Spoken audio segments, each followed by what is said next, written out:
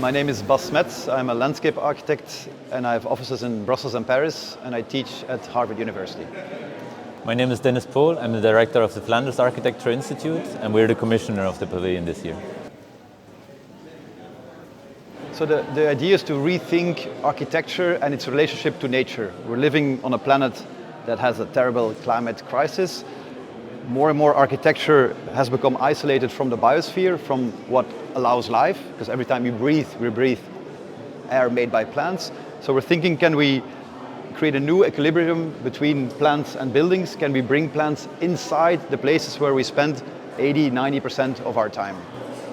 Well, for the Flanders Architecture Institute, especially this pavilion this year, brings to the forefront the core and the basis of landscape architecture into the architecture debate. For us, this gives a possibility to bring landscape thinking not only as a decor of the outside, but really to bring it into the interiors of our buildings and make it a design force and agency inside our buildings. So building on that, what was the starting, let's say, question that allowed for this intervention? The Flanders Architecture Institute launches an open call. We had more than 40 submissions this year, and it is an open call, so there is no theme at the beginning. We were very open to receive everything that kind of comes from out the field itself, and we were very happy with the proposal of Bas Smets and his team with Stefano Mancuso to really look at the biosphere as a way of designing with natural intelligence. And it's really brought for us a new discourse and a debate and the depth of a debate into the center of architecture. So in a sense, you try to engage with this year's theme. Well, the funny thing is that we made our proposal before the theme was announced. And so when I saw the theme, I was like, that's good. That's the same idea, really. And because normally I make landscapes outside.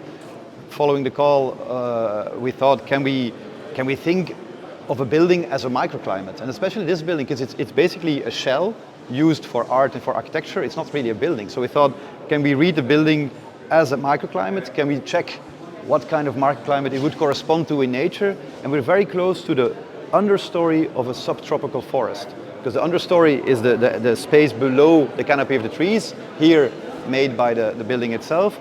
And so what we planted here is 400 plants from the subtropical forest, but from the whole world. So we have plants from the African continent, American continent, and the Asian continent, together creating this indoor jungle that actively produces a microclimate. It is 2-3 degrees cooler here than outside. When the temperature will go up to 30 degrees, we'll go to 5 degrees cooler environment inside the pavilion.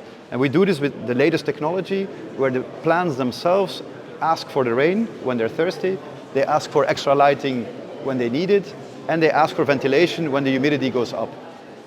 Okay, so it's like technology serving nature now. Well, it's using technology to better understand what trees need.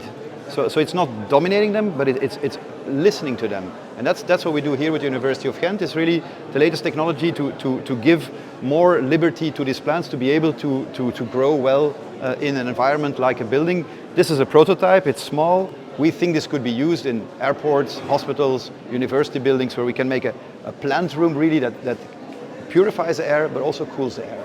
And do you think also like diversifying where these plants are coming from, like the different climates gives a plus to it? So we really choose plants that can thrive in the climate of the building and then modify the climate. So all these plants come from the same bioclimatic region, the subtropical region, and together they produce this climate.